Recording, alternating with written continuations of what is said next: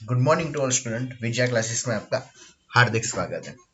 आज मैं कैंसर के 3 छोटे छोटे टॉपिक के बारे में डिस्कशन करने वाला हूँ। तो आइए शुरू करते हैं। पहला जो छोटा टॉपिक है वो क्या है? Lung cancer. तो चलिए शुरू करते हैं कि लंग कैंसर का मीनिंग क्या होता है और उसको हम कैसे साइन एंड सिम्टम और ट्रीटमेंट क्या होती है। तो first one is the lung cancer. It is the malignant tumour. तो पहले तो वो फिक्स कर दीजिए माइंड में, लंग कैंसर है क्या? It is the malignant tumor of the bronchi and the second one is the peripheral lung tissue। तो पता चला। तो लंग कैंसर है क्या? It is the malignant tumour है। किसका है? ब्रोंकाई का। And the second one is किसका है? पेरिफेरल लंग टिश्यू का, एक तत्व का क्या है? मैलिग्नेंट ट्यूमर है। Next, the lungs are a common target for the metastasis from the other organ। It's a very important, ये बात आपको याद रखनी पड़ेगी। जो lungs होते हैं वो क्या है? It's a common target रहते हैं सबके लिए for the metastasis होने के लिए from the other organ, यानी कि एक जगह से दूसरी जगह पर जाने के लिए। Now we discuss about the classification of the lung cancer। So first one is the small cell lung cancer, second one is the non small cell lung cancer, next epidermal यानी कि squamous cell adenocarcinoma, large cell anaplastic carcinoma। next, these three are the classified as the NSCLS यानी कि non small cell cancer में ये तीनों चीज जो मैंने पढ़ाई अभी अभी, कौन सी? एपिडर्मल है, एडेनोकार्सिनोमा है, and the last one is the कौन सी आएगी? Large cell. वो तो तीनों की तीनों चीज जो होती है वो किस में इंक्लूड होती है? Non small cell lung cancer में इंक्लूड होती है। तो पता चला। तो फिर से बोलता हूँ, लंग कैंसर क्या है? It is the malignant tumour है। किसका है? ब्रोंकाई का। And the second one is किसका आएगा स्टूडेंट? पेरिफेरल लंग टिश्यू का। लंग्स क्या है? It is the most common target of for the metastasis from the other organ. Classification में कौन सी आएगी? Small cell lung cancer, non small cell lung cancer, उसमें उसके अंदर कौन आएगा? Epidermal adenocarcinoma and the large cell anaplastic carcinoma. This three are the classify किसमें हो गए? Non small cell lung cancer. मैंने इमेज में भी दिखाया हुआ है, एक बार देख लीजिए। लंग कैंसर इसमें क्या आएगा? Small cell and non small cell, और उसमें तीन इंक्लूड कौन से होते हैं? लॉन्ग एडेनोकार्सिनोमा, उसके बाद क्या आएगा? स्क्वेमस सेल आएगा, और क्या आएगा लास्ट में? लार्ज सेल कार्सिनोमा यानी कि स्क्वेमस सेल आ जाएगा, एपिडर्मल। नेक्स्ट, अब आगे बढ़ते हैं। चलिए, कॉमन साइन एंड सिम्टम तो आपको पता ही होगा। What is the main common symptom of the lung cancer? Lung cancer के कॉमन सिम्टम कौन कौन से रहेंगे? तो पहला क्या आएगा? Persistent cough, second one is the shortness of the breath होगी, coughing up the blood, cough के अंदर ब्लड आएगा। Next one is the unexplained weight loss, weight loss होने की संभावना ज्यादा रहती है। शोल्डर, आर्म, चेस्ट और बैक पेन रहता है, एंड रिपीटेड रेस्पिरेटरी इन्फेक्शन होने के चांसेस रहते हैं, यानी कि common symptom of the lung cancer के अंदर कौन कौन से आएंगे? Persistent cough, shortness of the breath, coughing of the blood, unexplained the weight loss, shoulder, arm, chest और द बैक पेन देखने को मिलेगा, एंड द रिपीटेड क्या देखने को मिलेगा? Respiratory infection. चलिए फिर आगे बढ़ते हैं। डायग्नोस्टिक टेस्ट क्या कौन से रहेंगे? चेस्ट एक्सरे और क्या रहेगी? एमआरआई। गोजिस, इट्स वेरी इंपॉर्टेंट, मैंने इमेज में दिखाया है, देखो क्या है? आर ए करंट और द रिसेंट स्मोकर। अगर स्मोकिंग कर रहे हो तो स्मोकिंग मत कीजिए, because it is the main causes of the lung cancer. Lung cancer होने की वजह क्या है? क्या हो रहेगी? सिगरेट और smoking. This screening can detect the cancer into the prostate, ये प्रोस्टेट के लिए भी रिस्पॉन्सिबल होता है। Next, exposure to the environmental and the occupational pollution, या फिर क्या हो सकता है? Environmental and the occupational pollution की वजह से भी ये चीज हो सकती है। तो पता चला, स्मोकिंग इज द डेंजरियस, याद रखना। तो फिर से बोल रहा हूँ, डायग्नोस्टिक टेस्ट में क्या होता है? Chest x ray, MRI. कोजिस में क्या रहेगा? Man, cigarette, smoking, exposure to environment and the occupational pollution. Next, चलिए फिर आगे बढ़ते हैं। Sign and symptom of the lung cancer मैंने जो अभी पढ़ाया था वही है, और कुछ नया नहीं है। कफ है, coughing of the blood, shortness of the breath, chest pain, hoarseness, losing weight, bone pain and the headache. जो मैंने अभी पढ़ाया था वही है, और कुछ नया नहीं है। चलिए फिर आगे बढ़ते हैं। इंटरवेंशन। अब लंग कैंसर में हम क्या इंटरवेंशन करेंगे, वाइटल साइन को मॉनिटर करेंगे including the pulse oximetry, monitor क्या करेंगे, breathing patterns and the breath sound and for the sign of the respiratory impairment. Next one is the administration, कौन से ड्रग करेंगे, analgesic as prescribe for the pain management, pain management के लिए कौन से drug करेंगे, एनाल्जेसिक करेंगे। Place यानी कि पोजीशन कौन दे, कैसे देंगे, Fowler position to help the easy breathing, यानी कि ब्रीदिंग इजी हो सके इसके लिए हमें क्या देनी पड़ेगी, फाउलर पोजीशन। एडमिनिस्टर क्या करेंगे, oxygen, and the surgical intervention क्या रहेगी, लेजर थेरेपी करेंगे, क्या करेंगे, laser therapy to relieve the endotracheal obstruction, यानी कि जो भी एंडोट्रेकियल इंटरब्यूशन है, ऑब्स्ट्रक्शन है, उसे हम रिलीव करने के लिए क्या करेंगे, हम लेजर थेरेपी देंगे। तो इंटरवेंशन में क्या बढ़ाया मैंने, वाइटल साइन को मॉनिटर करेंगे इंक्लूडिंग क्या आएगा स्टूडेंट, पल्स ऑक्सीमेट्री, मॉनिटरिंग क्या करेंगे, ब्रीदिंग पैटर्न करेंगे, ब्रेथ साउंड करेंगे and fourth sign of the respiratory impairment. Administration कौन से ड्रग करेंगे, एनाल्जेसिक करेंगे। मैनेजमेंट में क्या रहेगा, फाउलर पोजीशन, एडमिनिस्टर क्या करेंगे, ऑक्सीजन। सर्जिकल इंटरवेंशन में क्या रहेगा, लेजर थेरेपी, लेजर थेरेपी क्यों देते हैं student, to relieve the endotracheal obstruction. चलिए फिर आगे बढ़ते हैं स्टूडेंट। अब क्या आएगा कंटिन्यू में, थोरेसिंथेसिस, क्या आएगा, thoracentesis, what you mean by thoracentesis, to remove the pleural fluid and the relieve the hypoxia, जो भी प्लूरल फ्लूइड है उसे हम क्या करेंगे, रिमूव कर देंगे and the relieve the hypoxia.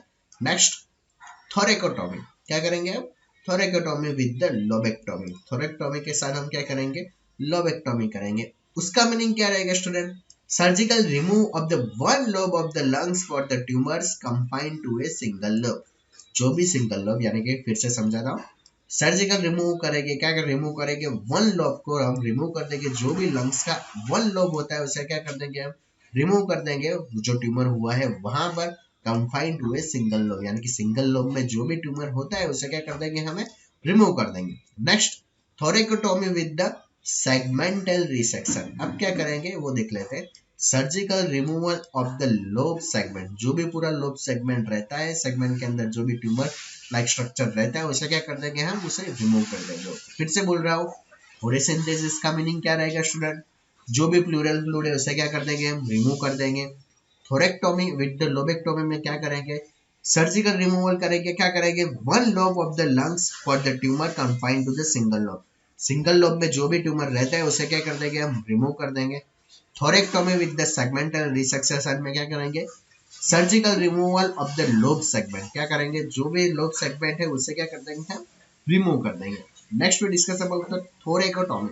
अब क्या आएगा स्टूडेंट, थोरेकोटोमी। अब थोरेकोटोमी का मीनिंग क्या, opening into the thoracic cavity, thoracic cavity को ओपनिंग कर देंगे और क्या कर देंगे साथ साथ में विद द न्यूमोक्टोमी, क्या कर देंगे, न्यूमोनेक्टोमी, यानी कि surgical removal of the lungs. It's a very important, what you mean by the pneumonectomy, तो याद रखना क्या आएगा, surgical removal of the lung, जो सर्जिकल रिमूवल है उसे क्या कर देंगे, लंग्स को हम रिमूव कर देंगे। Next the airway is the priority for the client with the lungs और द लैरिंजियन कैंसर, तो what is the main nursing responsibility of the lung और लेरेंजियल कैंसर, तो याद रखना it is the first priority of the lung और oral cancer is the sorry laryngeal cancer is the airway, airway हमारी पहली priority रहेगी। तो पता चला थोरेसिंथेसिस क्या है, प्लूरल फ्लूइड को हम रिमूव करेंगे, थोरेकोटोमी विद द लोबेक्टोमी में क्या करेंगे, जो भी सिंगल लोब में ट्यूमर रहेगा उसे रिमूव कर देंगे। थोरेक्टोमी विद द सेगमेंटल रिसेक्शन में क्या करेंगे, लोब सेगमेंट को ही रिमूव कर देंगे। थोरेकोटोमी में क्या करेंगे, थोरेसिक कैविटी को ओपन करेंगे और क्या कर देंगे साथ साथ में न्यूमोनेक्टोमी करेंगे, यानी कि surgical removal of the lungs. Next first priority क्या रहेगी हमारी, तो याद रखना airway is the our first priority. चलिए फिर आगे बढ़ते हैं, सर्जिकल मैनेजमेंट के बारे में डिस्कशन कर लेते हैं। तो first one is the lobectomy, what you mean by the lobectomy, it is the single lobe of the lungs is the remove, क्या बोल रहा है इसमें, जो भी लोब होता है वो क्या करेंगे, single lobe of the lung को क्या कर देंगे हम, उसे रिमूव कर देंगे। नेक्स्ट बाइलोबेक्टोमी, अब कौन सी आएगी, बाइलोबेक्टोमी, उसमें क्या करेंगे, two lobes of the lungs are the remove, जो भी टू लॉब्स होते हैं लंग्स के उसे हम क्या कर देंगे, रिमूव कर देंगे। Next one is the sleeve resection, अब क्या होगा, स्लीव रिसेक्शन यानी कि cancerous lobe is the remove and the segment of the main bronchus is the restricted, पता चला इसमें क्या करता है, जो भी कैंसरियस लोब हो रहते हैं उसे क्या कर देंगे स्टूडेंट, हम उसे रिमूव कर देंगे, और जो भी सेगमेंट रहता है ब्रोंकस का उसे क्या कर देंगे, ज्वाइंट कर देंगे। क्या कर देंगे, जो भी पार्ट्स रहता है रिमेनिंग उसके साथ क्या कर देंगे, ज्वाइंट कर देंगे, रिसेक्ट कर सकते हैं। नेक्स्ट वन इज द ल्यूमेनेक्टोमी, जो मैंने अभी बताया था, क्या करते हैं, removal of the entire lung, पूरे लंग्स को ही हम रिमूव कर दे रहे हैं। सेगमेंट साइटोमी, उसका मीनिंग क्या है, segment of the lungs is the remove. Only क्या करेंगे, जो भी लंग्स के सेगमेंट है उसे क्या कर देंगे, हम उसे रिमूव कर देंगे। उसका मीनिंग क्या रहेगा, सेगमेंटेसाइटोमी। क्या होगा, segmentectomy. Next one is the wedge resection. Wedge resection में क्या होगा, removal of the small pie shaped area of the segment. जो भी सेगमेंट का जो स्मॉल पाई शेप्ड एरिया रहता है उसे क्या कर देंगे, हम रिमूव कर देंगे, उसे क्या बोलते हैं, वेज रिसेक्शन। तो फिर से बोल रहा हूँ, surgical management of the lung cancer, उसमें कौन कौन से आएंगे, first one is the lobectomy, single lobe of the lung उसे रिमूव करेंगे। Bilobectomy, two lobes of the lungs are remove करेंगे। स्लीव डिसेक्शन में क्या करेंगे, कैंसरस लोब को रिमूव करेंगे, और जो रिमेनिंग सेगमेंट है उसको क्या कर देंगे, मेन ब्रोंकस के साथ रिसेक्ट कर देंगे। न्यूमोनेक्टोमी का मीनिंग क्या रहेगा, removal of the entire lung. Next one is the segmentectomy का मीनिंग क्या रहेगा, segment of the lungs is remove. Wedge resection में क्या करेंगे, जो भी स्मॉल पाई शेप्ड एरिया रहता है सेगमेंट का उसे हम रिमूव कर देंगे। चलिए फिर स्टूडेंट आगे बढ़ते हैं। अब नर्सिंग केयर के बारे में डिस्कशन कर लेते हैं। नर्सिंग केयर कौन कौन सी देंगे, तो monitor the vital sign, breath sound and the oxygen saturation. Encourage क्या बोलेंगे, हाई कैलोरी और द हाई प्रोटीन डाइट बोलेंगे with the supplementation. After the pneumonectomy, ये भी एक बहुत इंपॉर्टेंट क्वेश्चन है, पूछा जाता है एग्जाम में। न्यूमोनेक्टोमी करने के बाद पोजीशन ऑन द कहां पर रखेंगे, ऑपरेटिव साइड, ऑपरेशन जहां पर किया है वहां पर रखेंगे। उसकी वजह से क्या होगा, to promote the lung expansion और the remaining lungs for the facilitate the drainage, यानी कि इजिली ड्रेनेज हो सकता है, और फिर क्या हो सकता है, प्रमोट द लंग एक्सपेंशन होने के चांसेस भी बढ़ जाते हैं। तो पता चला, आफ्टर न्यूमोनेक्टोमी क्या करेंगे, पोजीशन देंगे, कहां पर देंगे, ऑपरेटिव साइड पर देंगे। चलिए स्टूडेंट आगे बढ़ते हैं। अब कौन सा आएगा दूसरा टॉपिक, मैंने बताया था आज के लेक्चर में मैं 3 छोटे छोटे टॉपिक को कवर करूंगा। उसमें से पहला क्या हो गया, लंग कैंसर। अब कौन सा आएगा स्टूडेंट, इसोफेजियल कैंसर। कौन सा आएगा स्टूडेंट, इसोफेजियल कैंसर। तो चलिए डिस्कशन करते हैं इसोफेजियल कैंसर के बारे में। Esophageal cancer is the malignancy found into the esophageal mucosa. Esophageal mucosa के अंदर क्या प्रेजेंट होता है, मैलिगनेंसी प्रेजेंट होती है। फॉर्म बाय द, कैसे होती है, स्क्वेमस सेल कार्सिनोमा, या फिर क्या होता है, एडिनो कार्सिनोमा। तो याद रखना, इसोफेजियल कैंसर कौन सा कैंसर है, स्क्वेमस सेल कार्सिनोमा, या फिर क्या बोल सकते हैं उसे, एडिनो कार्सिनोमा बोल सकते हैं। तो पता चला, oesophageal cancer is the malignancy found, कहां पर प्रेजेंट रहती है, इसोफेजियल म्यूकोसा के अंदर। Next one is the Barrett oesophagus. ये एग्जाम में बहुत पूछा जाता है, याद रखना, मैंने इमेज में भी दिखाया हुआ है, ये देख लीजिए। बैरेट इसोफेगस है क्या, it is the change into the tissue, tissue में चेंज रहेगा, लाइनिंग योर द इसोफेगस। जो भी इसोफेगस के टिश्यू है उसमें क्या होगा चेंजेस देखने को मिलेगा। Next one is the tube in your throat, जो भी हमारे थ्रोट के अंदर ट्यूब रहती है, that carries the food to your stomach, it is the main risk factor. पता चला, इसोफेगस क्या है, वो क्या है, टाइप्स की ट्यूब है, कहां से शुरू होती है, थ्रोट से शुरू होती है, और वो क्या करती है, जो भी फूड है वो कैरी कहां पर कर देती है, स्टमक के तरफ लेके जा सकती है, कि स्टमक के वहां ले जाती है, वो क्या ट्यूब होगी, इसोफेजियल ट्यूब है। Next one is the high grade dysplasia. What you mean by the high grade dysplasia, तो याद रखना, severe abnormal cell into the inner lining of the stomach.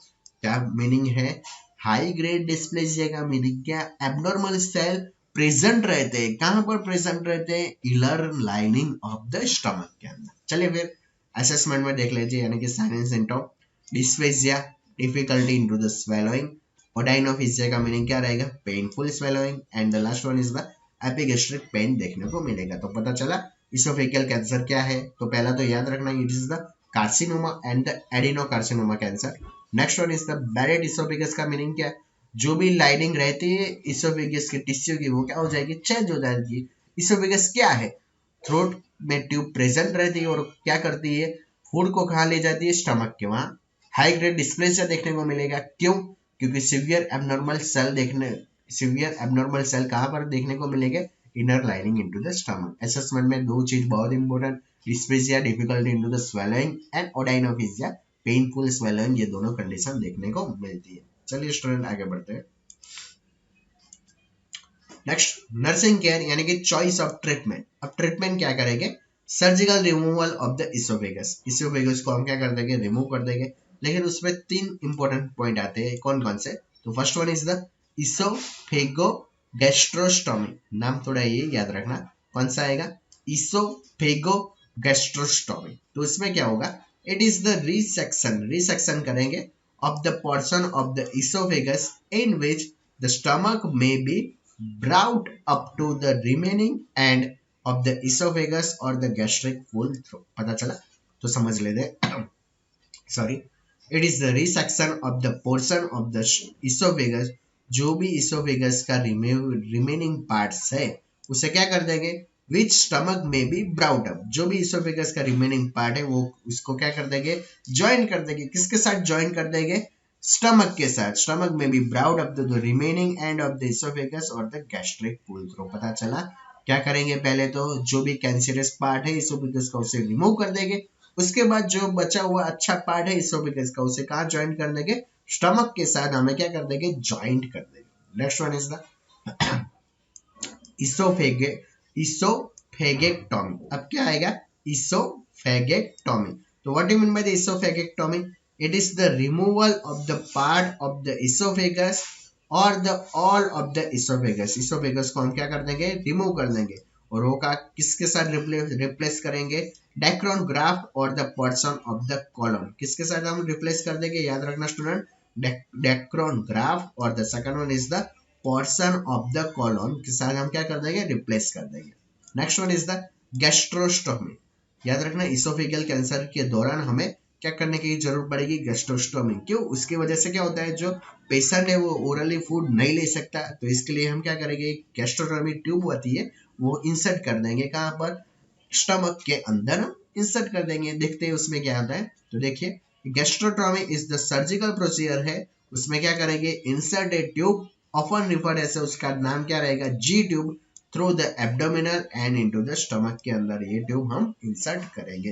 तो पता चला इसोफेगो गैस्ट्रोस्टोमी का मीनिंग क्या, जो भी पोर्शन है उसे रिमूव करेंगे इसोफेगस को, और रिमेनिंग जो अच्छा पार्ट है वो स्टमक के साथ ज्वाइन कर देंगे। इसोफेगेक्टोमी का मीनिंग क्या करेंगे, इसोफेगस के पार्ट को रिमूव कर देंगे और रिप्लेस किसके साथ करेंगे, डेक्रोन ग्राफ्ट या portion for the column. Gastrostomy का मीनिंग क्या, सर्जिकल प्रोसीजर है, उसमें क्या कर देंगे, ट्यूब को इंसर्ट करेंगे, वो ट्यूब का नाम क्या रहेगा, G tube, through the abdominal and last one insert into the stomach. चलिए फिर आगे बढ़ते हैं गैस्ट्रिक कैंसर के बारे में। आज का हमारा लास्ट टॉपिक रहेगा, कौन सा आएगा, गैस्ट्रिक कैंसर। मैंने अभी तक दो कैंसर पढ़ा रही है, कौन कौन से student, lung cancer and the second one is the oesophageal cancer. तो gastric cancer is the malignant growth देखने को मिलेगा, किसका, म्यूकोसल सेल का, इनटू द कहां पर देखने को मिलेगा, inner lining of the stomach, जो स्टमक की इनर लाइनिंग है वहां पर। उसकी वजह से क्या होगा, it with invasion of the muscle and beyond into the advance disease. Invasion of muscle यानी कि मसल के अंदर भी हो जाता है एंड एडवांस डिसीज आगे आगे डिसीज बढ़ता जाता है। तो गैस्ट्रिक कैंसर क्या है, इट इज द कौन सा कैंसर आएगा, मैलिग्नेंट आएगा। Growth of the mucosal cell कहां पर होगा, inner lining of the stomach with the, उसमें क्या इंक्लूड रहेंगे, मसल भी इंक्लूड रहते हैं, और आगे आगे डिसीज होने की संभावना बढ़ जाती है। कुछ इसमें क्या आएगा, एच पाइलोरी इन्फेक्शन, कॉम्प्लिकेशन कौन सी आएगी, haemorrhage, obstruction, and the last one is the very important dumping syndrome. अब what you mean by the dumping syndrome, याद रखना, रैपिड गैस्ट्रिक एम्प्टिंग, यानी कि क्या, कोई भी सर्जरी करवा देते उसके बाद क्या देखने को मिलेगा, डंपिंग सिंड्रोम, यानी कि रैपिड गैस्ट्रिक एम्प्टिंग, यानी कि गैस्ट्रिक कंटेंट क्या हो जाते हैं, तुरंत ही एम्प्टिंग हो जाएगी, यानी कि खाली हो जाते हैं। चलिए फिर आगे बढ़ते हैं स्टूडेंट, साइन एंड सिम्टम। तो पहला तो lack of the interest into the food और द एनोरेक्सिया। तो क्या रहता है, lack of interest into the food रहता है। Most common and early sign कौन सा रहेगा, वही lack of interest and the food और the anorexia. Next one is the achlorhydria. अब कौन सा आएगा, achlorhydria. What you mean by the achlorhydria, absence of the hydrochloride acid, ये क्वेश्चन नोट सेट में भी पूछा जा सकता है, याद रखना। What you mean by the achlorhydria, absence of the hydrochloride acid. अब दूसरा कौन सा आएगा स्टूडेंट, हाइपोक्लोहाइड्रिया। क्या आएगा, हाइपोक्लोहाइड्रिया। उसमें मीनिंग क्या रहेगा, low secretion of the HCl hormone. क्या रहेगा, लो सिक्रेशन रहेगा। क्या रहेगा, HCl का सिक्रेशन कैसा रहेगा, कम रहेगा। Next one is the dysphasia. What you mean by the dysphasia, तो याद रखना इनडाइजेशन होने की संभावना बढ़ जाती है। साइन ऑफ एनीमिया देखने को मिलेगा। यूजुअली क्या रहता है, विटामिन B12 की डेफिशिएंसी रहती है। इट्स वेरी इंपॉर्टेंट, याद रखना। गैस्ट्रिक कैंसर में विटामिन B12 की डेफिशिएंसी रहती है। क्यों रहती है, क्योंकि हम क्या करते हैं, गैस्ट्रेक्टॉमी करते हैं, यानी कि स्टमक के पार्ट्स को रिमूव कर देते हैं। इसकी वजह से क्या रहता है, विटामिन B12 की डेफिशिएंसी रहती है। तो फिर से समझा रहा हूँ, साइन एंड सिम्टम में क्या रहेगा, anorexia, achlorhydria. What you mean by the achlorhydria, absence of the hydrochloride acid. Hypochlorhydria का मीनिंग क्या रहेगा, low secretion of the HCl। Dyspepsia का meaning indigestion. Sign of anaemia present रहता है क्योंकि विटामिन B12 की डेफिशिएंसी की वजह से। अब नर्सिंग केयर के बारे में एक पॉइंट बहुत इंपॉर्टेंट है। If the gastrectomy was done, यानी कि स्टमक को हमें रिमूव किया है, तो that administration of the life long vitamin B12 to prevent the pernicious anaemia. ऐसा पेशेंट जिसको हमने क्या किया है, गैस्ट्रेक्टोमी किया है, उसमें हम क्या करेंगे, लाइफ लॉन्ग विटामिन B12 की टेबलेट देंगे to prevent the pernicious anaemia. चलिए आगे बढ़ते हैं। सर्जिकल इंटरवेंशन क्या रहता है इस कंडीशन में, तो पहले याद रखिए सब टोटल गैस्ट्रेक्टोमी करते हैं। अब सब टोटल गैस्ट्रेक्टोमी में कौन कौन सी चीजें आती है, तो पहला क्या आएगा, बिलोरथ 1। इट्स वेरी इंपॉर्टेंट, बहुत एग्जाम में पूछा जाता है। बिलोरथ 1 का दूसरा नाम क्या रहेगा स्टूडेंट, गैस्ट्रोडिएनोस्टोमी। क्या रहेगा, गैस्ट्रोडिएनोस्टोमी। उसमें क्या करते हैं, पार्शियल क्या करेंगे, पहले तो गैस्ट्रेक्टोमी करेंगे, यानी कि remove part of the stomach. ये दिख रहा है, ये पार्ट्स ऑफ द स्टमक मैंने इमेज में दिखाया हुआ है।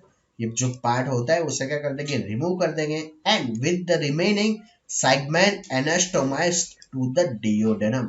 जो भी डियोडेनम है उस पार्ट को हम क्या कर देंगे, जो बचा हुआ पार्ट रहता है उसे क्या कर देंगे, स्टमक का बचा हुआ पार्ट को हम ज्वाइंट कर देंगे, यानी कि एनास्टोमोसिस कर देंगे। तो पता चला what you mean by the gastroduodenostomy. क्या करेंगे, गैस्ट्रेक्टोमी करेंगे, यानी कि जो भी स्टमक का पार्ट है उसे क्या कर देंगे, रिमूव कर देंगे। और जो भी बचा हुआ पार्ट है, अच्छा वाला पार्ट, उसे किसके साथ हम ज्वाइंट कर देंगे, डियोडेनम के साथ हम ज्वाइंट कर देंगे। चलिए फिर आगे बढ़ते हैं। बिलोरथ 2 का मीनिंग क्या, ऑल्सो कॉल्ड एज द गैस्ट्रोजेजनोस्टोमी। जैसे हमने बिलोरथ 1 बोला था ऐसा ही है, तो इसमें क्या करेंगे, पार्शियल गैस्ट्रेक्टोमी करेंगे, यानी कि स्टमक के पार्ट्स को रिमूव कर देंगे। और विद द रिमेनिंग जो भी अच्छा पार्ट रहता है स्टमक का, उसे कहाँ ज्वाइन कर देंगे, एनास्टोमस टू द जेजनम। बिलोरथ 1 में किसके साथ ज्वाइन करते थे, डियोडेनम के साथ। इसमें कौन सा आएगा, जेजनम के साथ। ये देखो दूसरे इमेज में मैंने दिखाया गया है। ये पहला किसके साथ हम अटैच किया, डियोडेनम, और दूसरे इमेज में किसके साथ अटैच किया, जेजनम के साथ। तो पता चला बिलोरथ 1 एंड द सेकंड वन इसमें कौन सा आएगा स्टूडेंट, बिलोरथ 2। बिलोरथ 1 में हम क्या करेंगे, स्टमक के पार्ट को रिमूव करके जो भी अच्छा वाला पार्ट रहेगा स्टमक का, उसे किसके साथ ज्वाइन कर देंगे, डियोडेनम के साथ। बिलोरथ 2 में क्या करेंगे, पार्शियल गैस्ट्रेक्टोमी के साथ, उसमें क्या करेंगे, जो भी अच्छा पार्ट रहेगा स्टमक का उसके साथ किसके ज्वाइंट कर देंगे, जेजनम को हम ज्वाइंट कर देंगे। चलिए फिर आगे बढ़ते हैं। टोटल गैस्ट्रेक्टोमी के बारे में कंटिन्यू में बात करते हैं। Also called as the oesophagojejunostomy. क्या बोलते हैं उसे, इसोफेगोजेजनोस्टोमी बोला जा सकता है। क्या करेंगे उसमें, removal of the stomach with the attachment of the oesophagus to the jejunum और डियोडेनम। मैंने अभी जो पढ़ाया था ना बिलोरथ 1 और बिलोरथ 2, उसका जैसा ही है। क्या करेंगे, रिमूवल कर देंगे स्टमक के पार्ट को, और जो अच्छा पार्ट है उसे क्या किसके साथ ज्वाइन कर देंगे, with the attachment of the oesophagus. जो भी इसोफेगस है उसे कहां पर अटैच कर देंगे, जेजनम और डियोडेनम के साथ। चलिए समझाता हूँ। ये देखिए पहली इमेज दिख रही है आपको, तो उसमें देख लेते हैं। उसमें क्या करेंगे, partial gastrectomy, only A part of the stomach is the remove. जो भी स्टमक का पार्ट है उसे क्या कर देंगे, हम रिमूव कर देंगे। चलिए अब दूसरी चीजें देखते हैं, पार्ट 2 यानी कि इमेज 2 में देखिए।